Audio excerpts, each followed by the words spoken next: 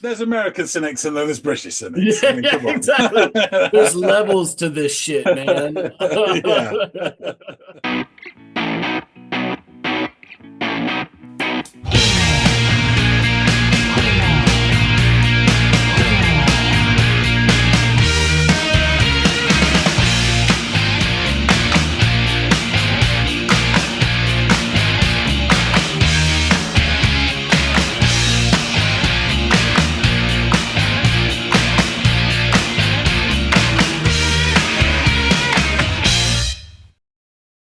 Hey, everybody, and welcome. My name's John. His name is Andy. Nothing for us in Belfast. The pound's old, and that's a pity. Okay, so there's the Trident and Bangor, and then you walk back to the city. More on that later. Andy, my friend, what do you have for us today? Well, I am going to give you a band. They are called Floodlights. Uh, any familiarity there? I got a feeling I've heard the name somewhere, but Okay.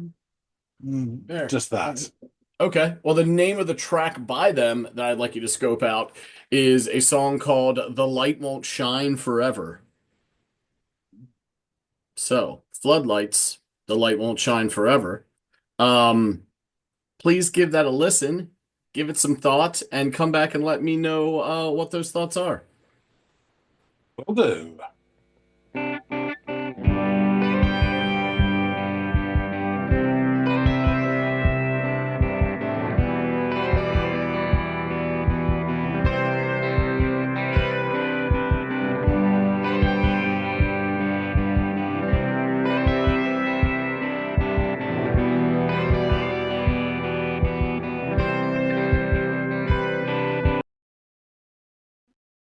Um, this opening here with the gently strummed guitars and then the trilly bits, and it kind of reminds me of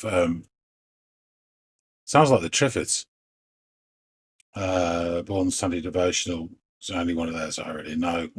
Wide Open Road is a bit like that beginning. Interesting. When I dive into the water, Didn't realise it was about to sing. Let's just go back a bit. Whoops.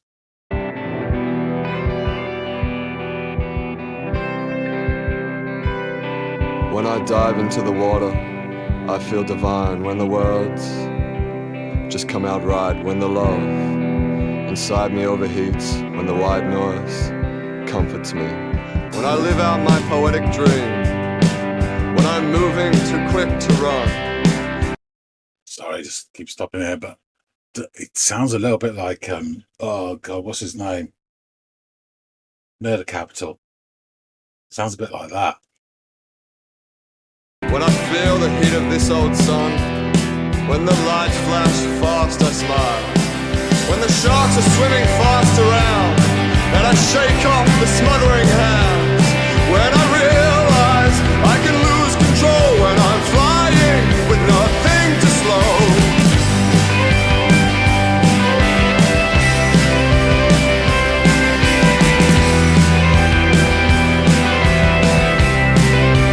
When things aren't always what they seem, when a moment changes everything, when the high starts to seep in, and I don't know when the feeling will end, when the wind is at my back, and my patience begins to crack, when the voltage stands me upright, when I surface without fear at night. Okay, so he's sort of setting these sort of notions, as it were, that create imagery. Some of them really are a bit prosaic. The sharks are swimming around me, and a moment changes everything. Those are quite cliched. But there's a line there that was the voltage makes me stand upright. I thought that was a really nice line. So some of them really, but it's obviously it's rising to crescendo all the time. It's coming up, and his voice is indicating that. It's a little bit overblown and dramatic, but it's enjoyable. It isn't off-putting. Um, yeah, it's interesting. Those little trills as well kind of sound a bit, I don't know why, it's a bit Scottish. sort of a bit big country-ish. I don't know.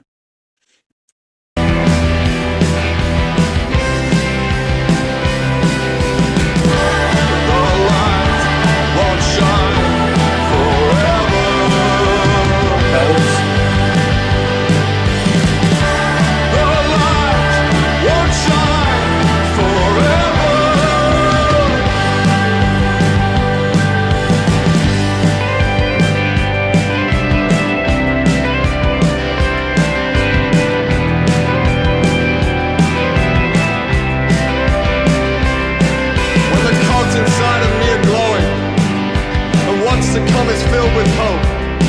When the currents swim and dance around, and the flame of motion licks and burns, when our bodies cling together, and our skin is soft and sweating, when I manifest just what I feel, beyond the comfort lies a thrill. When I know adventure waits, but I don't know the steps I'll take.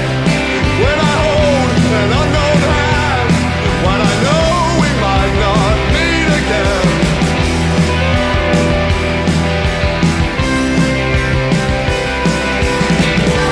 The light won't shine forever. The light won't shine forever. The light won't shine forever.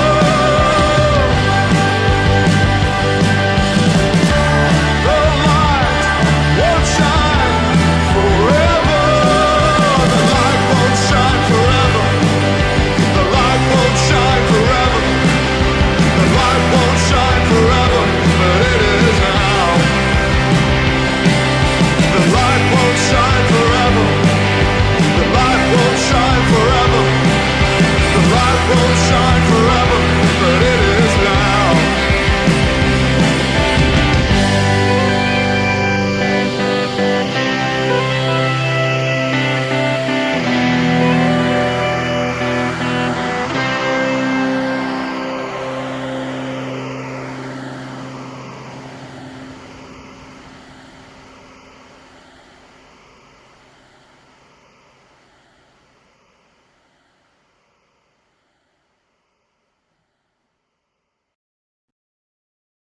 Interesting. It's certainly a very sort of anthemic and almost motivational song. Perhaps I'm a little bit too cynical. It didn't quite get me there, you know.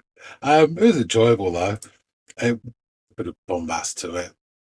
There were some lines that just seemed to me a little bit silly, but others that were really cool. I mean, and the flame of motion. I think if you're caught up in this, that's great, and if you're not, it just sounds silly.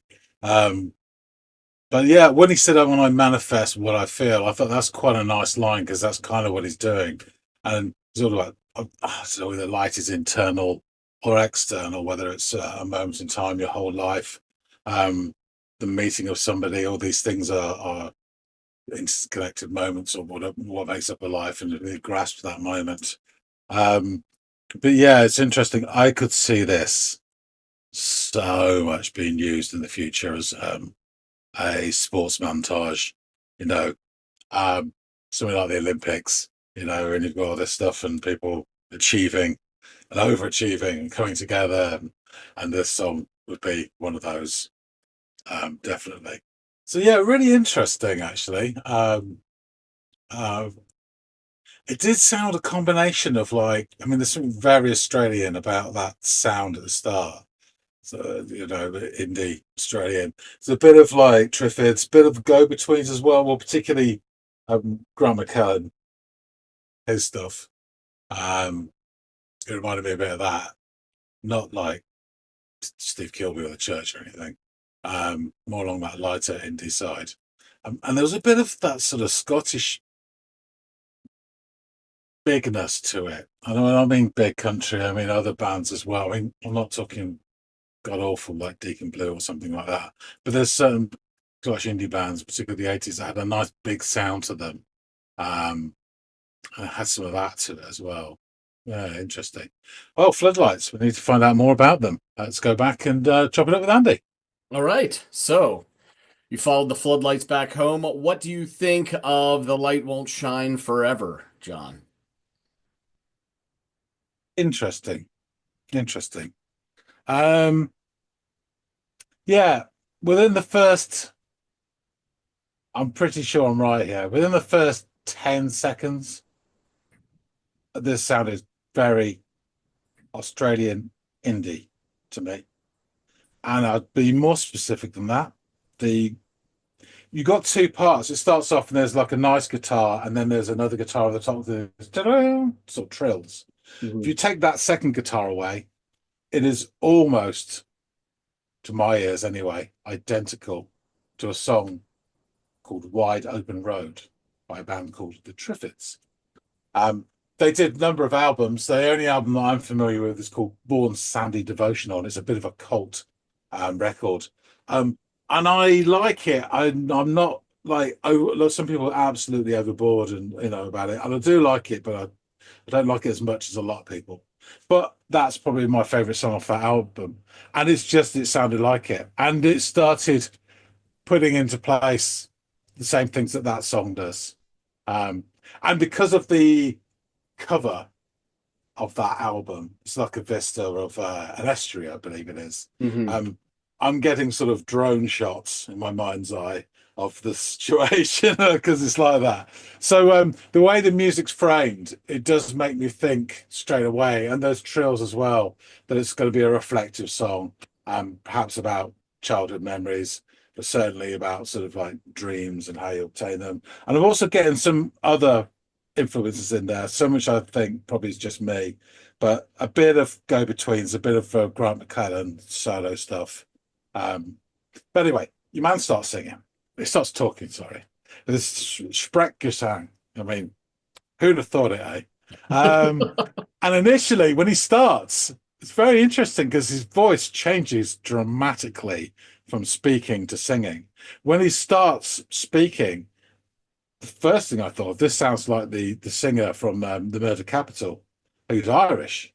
There's almost a bit of Irishness to his voice. Something McGovern, I can't remember his first name. Apologies, Mr. McGovern. But yeah, really like that. And there's a gentle strumming guitar, and he sort of sets forth his proposition. And there's sort of like little snippets of like imagery or thoughts. And then, like a sort of stretching cat in the sunlight, he sort of expands his vocal cords and starts singing as the beat kicks in. And as it builds the rest of the song, the keyboards come in as well, and we talked about then layering, and then he launches into a more dramatic vocal performance. And interestingly, this starts, which is less than a minute. It's like the first 4 minutes of that Jack song we listened to, condensed down into say about less than 60 seconds. You're getting this, and with the Jack song, it was very slow build up to get to this sort of state, and this one it's much quicker, but he does it incrementally. It's a nice effect. So the opening section that he sings about is a series of images that sort of denotes, to me anyway, the sort of like little snippets of the essence of life, as it were. And as he's going along, he says, "Oh, when I realise I can lose control and I'm flying with nothing to slow." Which I mean is, so perhaps he's greased his body at this point to eliminate friction. I don't know. But anyway, back come these mini riffs on the guitar that, to my ears, they have a little bit of like Caledonian flavour to them. There's something a bit Scottish about them from sort of like the 80s. I mean, it's not exactly big country, but it's along those lines. Okay. Of big music from a big country. And again, I don't know why, but for me, it sort of conjures up big, wide open vistas and big areas, and this music ringing out. And again, I'm getting drone shots in my mind's eye. We get another verse of sort of inspirational visualizations, and I have to say, some of them are inevitably, I think, you get to the point where they can be also a little bit cliched. But at that point, you're past the point of no return, as it were, as he's building. So when he sings like "When a Moment Changes Everything," it's a little bit, and "When the Wind is at My Back," but it's all in there, and it's some really nice stuff as well. I love the line. I think it's "When the voltage stands me upright." I really, really like that. Mm. And then we get to the chorus, which is quite brief actually, but it's this suddenly there's a choir of these celestial backing singers amp up the stakes for the chorus, along with I think it's a synthesized sort of tolling of bells. They're in there as well, and there's a singer sings the proclaims the title twice. Mm. Again, depending on what you make of the light, this could be all sorts of things. It has that real uplifting quality, and I've actually had this thought when you compare these generalized imaging, they're quite nice because they are in a way they're quite generalized. His little sort of images he puts forward, so they can be interpreted or used in different ways. This could easily be repurposed, the song, for some sort of evangelical celebration stroke recruitment. And I can see someone at an altar doing all this and the people singing along and hands up in the air and I've been saved. I think I told you once I went to a relative's wedding. It was myself, my wife, my mum and dad, and it was this church by the motorway in Birmingham. And we got in there and we didn't expect much. And then there was a stage and they were having the wedding. And the first song came on. It was an evangelical song. And as we stood up and we did our usual thing, you hold the book and you sort of murmur in awkward voice, blah, blah, blah, blah. Everybody else around us was doing all this. Oh, I've been saved. Literally, there was 300 people doing all that, and there was 4 of us just standing there, really awkward and white. Anyway, so yeah, I could see this song being used like that quite easily, and bless them if they want to do that, or even like. I mean, it's quite sort of a naff thing, but even as a motivational thing on an online Peloton session, they're all on the bikes, going towards the end. And again, it's just got that feel to it that you can drive people to do whatever. It might be a fucking sales drive for people who sell, vacuum cleaners. Anyway, the next verse. And again, the stakes seem to be raised in terms of the imagery here. And we've spoken before about songs being overblown. And actually how I quite like it when it's done right. And this walks right up to the edge of overblown and takes a little wave, and but it doesn't quite go over. It's not, it's right on the edge. I would say this is a perfect, especially the second half of the song. It is a perfect piece for a sports montage. Yeah. But not just any old fixture or meeting. This is grandiose. This is the Olympics.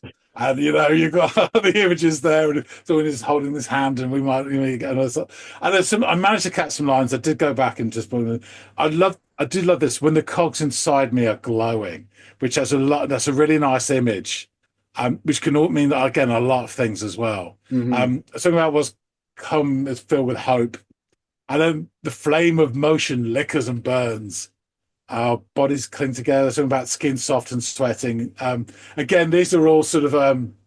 It could be romantic, obviously, or physical, or it could be sort of striving for a goal and the toil. And again, I'm thinking Olympics. And there's a great line which says, "When I manifest just what I feel," which is basically this whole song is manifestation of thoughts and images. The angelic chorus returns.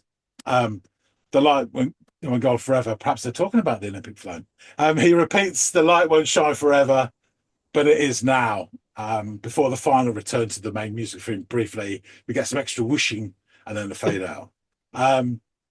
As I say, because of particularly at the start, that sort of Triffids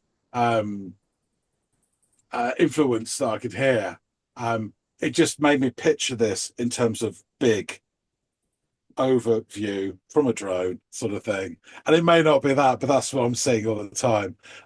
I think this is, from what I took from it, this is a kind of a familiar story told in a message done in a different way. It's whatever the light, as you call it, can mean a lot of things. I was just rewatching some Game of Thrones, and the light means a lot of things in that as well. But it can be interior or exterior. But I think it's about, taking that moment, whether it be a situational thing or a relationship thing or your part of your life story thing. As the saying goes, seize the carp. But I guarantee this will definitely be sports montage fodder in years to come, 100%. Some bright spark will hear this and go, "Oh, I've got a tune for this," But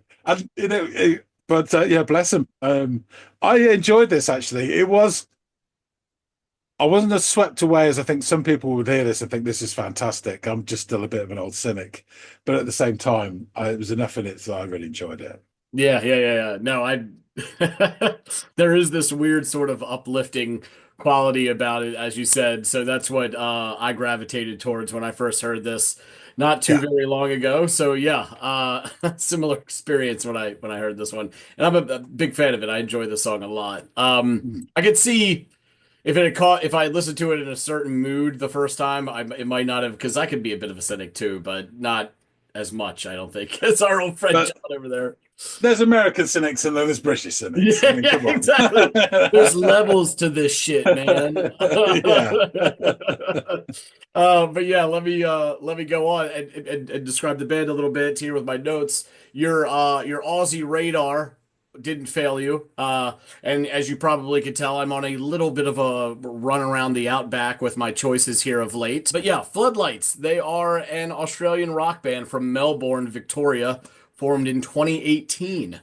The group are composed, or the group, pardon me, is composed of Luis Parsons on vocals, guitar, Ashley Kehoe on vocals, guitar, harmonica, Joe Draffin on bass, Archie Shannon on drums, and the latest member, Sarah Hellier, on piano, trumpet, and vocals.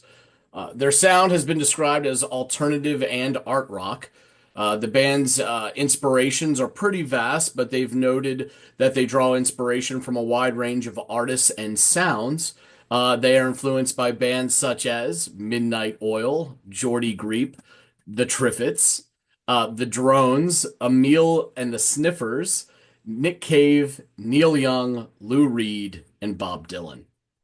The idea of Floodlights was conceived during a conversation at the iconic Melbourne pub in the Tote Hotel. Their debut EP, Backyard, was self-released in May 2019, later being picked up by Spunk Records, that's an interesting name, who released the EP that year and signed the band on for their debut album, From a View, which was released in July of 2020. In June 2021, the Floodlights released a two-song 7-inch on local Melbourne label Tiny Town. And in April 2023, the band released their second album, Painting of My Time, supported by European and Australian tour dates across and throughout the year. This included a home state performance at Meredith Music Festival, with The Age reporting them as one of the event's outstanding acts.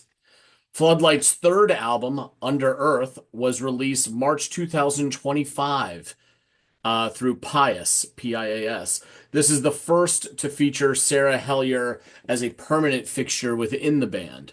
Under Earth, the album on which this track features, explores themes of hope, fear, passion, offering a cohesive and resonant listening experience.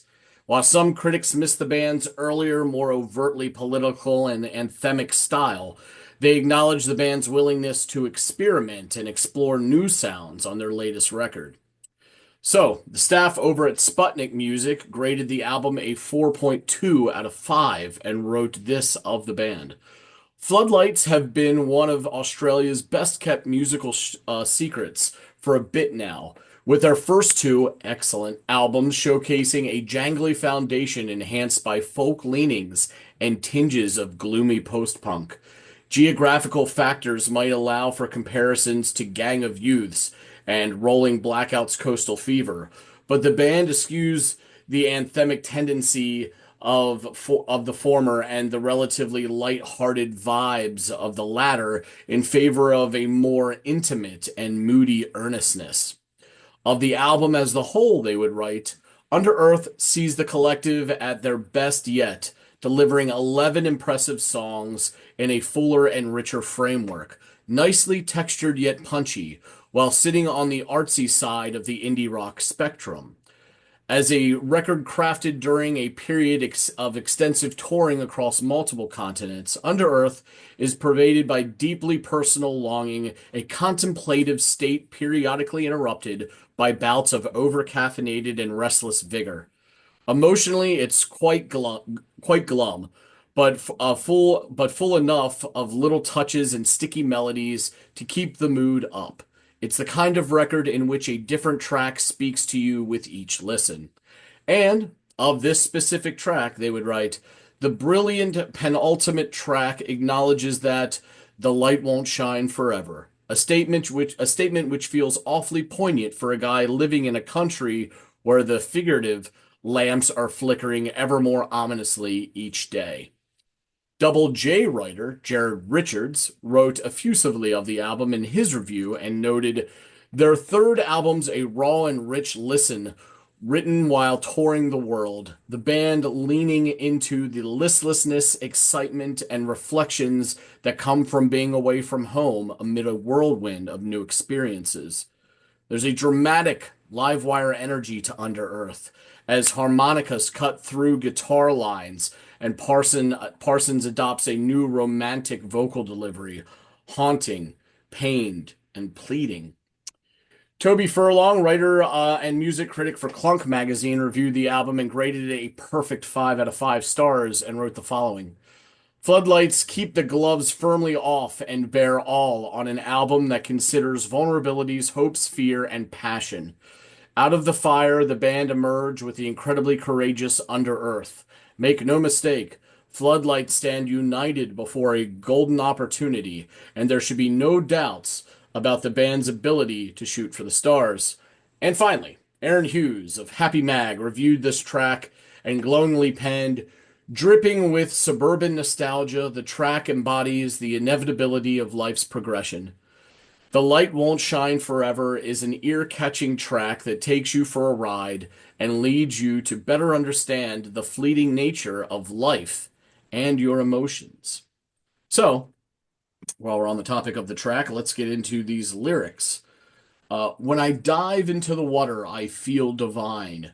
When the words just come out right. When the love inside me overheats. When the white noise comforts me. When I live out my poetic dream. When I'm moving too quick to run. When I feel the heat on this, of this old sun.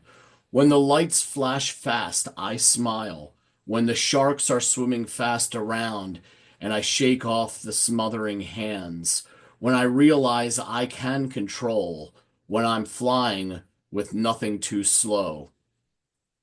When things aren't always what they seem, when a moment changes everything, when the high starts to seep in and I don't know when the feeling will end, when the wind is at my back and my patience begins to crack, when the voltage stands me upright, when I surface without fear at night, the light won't shine forever. The light won't shine forever. When the cogs inside of me are glowing, and what's to come is filled with hope. When the currents swim and dance around and the flame of motion licks and burns. When our bodies cling together and our skin is soft and sweating. When I manifest just what I feel, beyond the comfort lies a thrill. When I know adventure waits, but I don't know the steps I'll take. When I hold an unknown hand. When I know we might not meet again. The light won't shine forever. The light won't shine forever. The light won't shine forever. The light won't shine forever. The light won't shine forever, but it is now. The light won't shine forever. The light won't shine forever. The light won't shine forever, but it is now.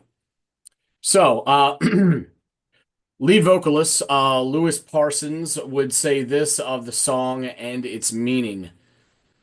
This song explores the fleeting nature of emotions, how joy is ephemeral, how hope can be ripped away and then found again. But all these feelings are part of our pursuit of what we love, whatever that may be. For me, life feels like a continuous effort of navigating the unknown, trying to make sense of what you experience, and figuring out how to express those feelings. It's strange how the same experience can impact you in different ways. For example, losing control can be invigorating and refreshing, but it can also give rise to a sense of dreadful angst. The light won't shine forever is an ode to the forever winding road. I appreciate you giving this a listen, John. Thanks so much, man. Sorry, are you just to say, are you familiar with the Triffids or I'm those I'm names? I'm not actually, no. I've not even heard, not until doing my research for these guys. It was interesting because they said these are the sort of the local or the, fellow Australian bands that inspired us, and here are some international acts that inspired us as well. A few obviously stood out to me, but not all of the Australian acts. So that's interesting stuff. You plan on giving me some of them in the future, maybe? Could be, could Okay. be. Cool. Well, if you say that you can hear the inspiration in this, and I enjoyed this as much as I did, I would, look forward to checking them out. So cool. Something to look forward to. All right. Well, thanks so much for giving this a listen, John. I really do appreciate you. Guys out there in the listening audience, please let us know what you thought of Floodlights and this track. I'd be really interested to hear what you all have to say. Also, if you have any tracks that you'd like us to check out, please feel free to chuck them down in the comments field as well. We will add them to our ever-growing list for Friday episodes. And please, if you haven't yet, like, share, and or subscribe. We really do appreciate that as well. And hopefully John and I will catch all y'all in growing numbers on the next installment of the Audiophiles. See you later, guys.